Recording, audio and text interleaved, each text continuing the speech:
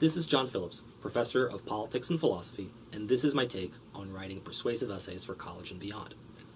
Now, people judge you based on how you speak and write. That's a fact. It's not always fair, but you need to prepare for the world that exists, not the one you wish existed, where people only judge you based on the content of your character. Writing well is also important for a good reason. Whether you want to communicate a new business strategy to your employees, or a new policy proposal to potential voters, or just defend the reasons why you waited to take out the trash until tomorrow, time and money will be saved if you say exactly what you mean to say, no more and no less. Now, I'm not a communications professor. I'm only interested in teaching a kind of communication suitable for professional contexts where you need to make an argument, and even more specifically, where you need to make a normative argument, which is an argument about what we should do, or what we should believe, rather than an argument about what causes what. There are, of course, many different kinds of communication for many different sorts of audiences and purposes. This is just one of them. But I think that a lot of the lessons here travel pretty well to other fields. So, first, let's talk about audience. You are talking to smart people. You do not want to make the mistake of disrespecting your audience by giving them poorly thought out, slapdash arguments. And it really is a form of disrespect to hand someone a piece of writing that is sloppily written or argued. Smart people are not fooled by bad logic, the sorts of things that you see on internet memes that 10 seconds of reflection would probably debunk. They can also tell if your sources and evidence are appropriate and worth considering. Smart people are not fooled by gratuitous appeals to their emotions. If you're going to convince people, you will need to offer them reasons to believe that your conclusions are justified.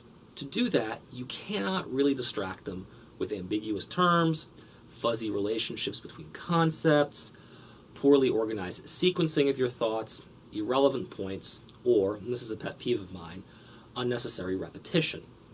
Things that would be completely acceptable when making your case verbally to a friend or even a colleague, where things like repetition and backchanneling, things like or I mean, those things are expected and they're even accepted in colloquial conversation, but it's not appropriate in a professional or college context.